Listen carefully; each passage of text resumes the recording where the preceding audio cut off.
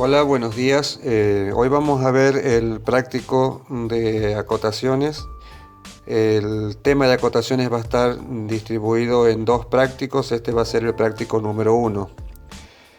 Entonces ustedes tomarían el formato que hicieron en el práctico anterior y empezaríamos a trabajar con este sistema de acotaciones. Entre las acotaciones existen dos grandes sistemas, los sistemas lineales y los sistemas curvos o los sistemas cilíndricos. Entonces, la primera parte o lo más importante que corresponde a las acotaciones es entender que las líneas que involucran la conformación de la acotación son todas líneas finas y que tienen una marcada diferencia con la línea del dibujo. Esta sería la representación de la pieza. Las acotaciones en general tienen 4 partes. Líneas auxiliares de cota, que son los extremos de las acotaciones. La flecha, que normalmente son 2 y que indican desde dónde hasta dónde se está midiendo. La línea de cota, que siempre sí o sí es paralela a lo que se está midiendo, entonces sería esta. Y por último la cota, que sería la medición o el número. Esas 4 partes son lo que generan una acotación, en este caso acotación lineal. Tenemos que tener en cuenta también que la cota va colocada por encima de la línea de cota cuando está en sistema horizontal, y cuando está en el sistema vertical siempre va mirando hacia el lado de la izquierda, jamás lo pongan hacia la derecha. Entonces, por favor, tengan cuidado, es imposible que ustedes pongan un 10 en esta posición, no va mirando hacia el otro lado. Dentro de las acotaciones de las acotaciones lineales existen 3 grandes sistemas: el sistema cadena, el sistema paralelo y el sistema combinado, que involucraría los 2 sistemas anteriores en uno solo. Entonces, características del sistema en cadena. En el sistema en cadena tenemos una sola línea de cota que está distribuido en medidas parciales. Es obligatorio en este tipo de sistema colocar la medición total. Es muy importante para aquella persona que lea una acotación que tenga las medidas totales y que no tenga que estar en este caso sumando, restando, multiplicando o dividiendo para poder entender qué es lo que está pasando con una medición. Esta sería la acotación cadena horizontal y esta sería una acotación que no es cadena porque nos impide la acotación en cadena colocar las flechas en un espacio muy reducido. Normalmente se estipula que las acotaciones de 10 milímetros hacia arriba se colocarían de esta forma y las acotaciones menores se colocarían de esta manera o con el número colocado en la parte exterior. Entonces, acotación en cadena en este caso sería solamente esta parte.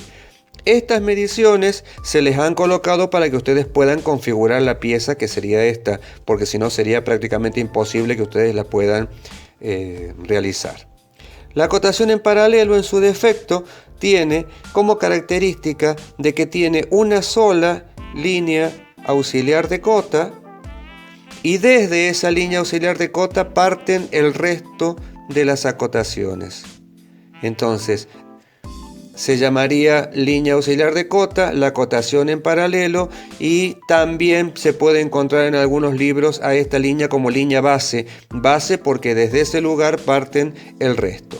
Y en este caso tendríamos la acotación de combinada, porque si nosotros hacemos lo siguiente y tapo esta, si ustedes observan en ese lugar acá, entre esta y esta más la total, tenemos una acotación en cadena, y si yo tapo esto, entre estas dos tendríamos una acotación en paralelo. Entonces la combinación de las dos tiene su nombre específico. Lo siguiente son 3 sistemas de acotación de las formas curvas. Entonces, en el primero tenemos cómo se acotan los ángulos. El ángulo siempre tiene su símbolo determinado y recuerden que el ángulo es una sucesión de grados que van desde un lado hacia el otro. Entonces, en este caso nosotros tendríamos 60 grados desde un extremo hacia el otro. La próxima de las acotaciones es una acotación de arco. En el arco es, a ver si lo podemos hacer, como si yo torciera la regla de esta forma y midiera toda la distancia que hay en este lugar, pero es una distancia lineal porque la estoy tomando con la regla. Entonces, esta sería la forma. Por favor, ustedes no lo hagan porque van a terminar quebrando la regla. Y la próxima sería la acotación de cuerda, y en la acotación de cuerda es de todas formas una acotación lineal porque yo estoy midiendo de esta manera. Si ustedes observan, el dibujo tiene 30 y se colocan los 30 arriba. Entonces, cuando nosotros estamos midiendo un arco o estamos midiendo un ángulo, se hace la acotación con el compás partiendo desde este lugar. Y cuando nosotros estamos tomando una acotación de cuerda, estamos tomando una acotación lineal, por consiguiente la referencia se hace lineal. La acotación de diámetros ya tiene varias formas para poder ser representadas. Esta sería la pieza que nosotros tenemos observando y esto sería el sistema en el cual nosotros giramos la pieza. En teoría ustedes deberían haberlo visto en el taller de carpintería. Los maestros de taller esto lo suelen explicar porque si no sería prácticamente imposible hacer los trabajos prácticos que tienen en el taller. Entonces, si nosotros observamos la pieza de frente, colocamos las acotaciones como si fueran acotaciones lineales directamente con la medida. Los 20 en este lugar, los 40 en este lugar y los 60 en este lugar.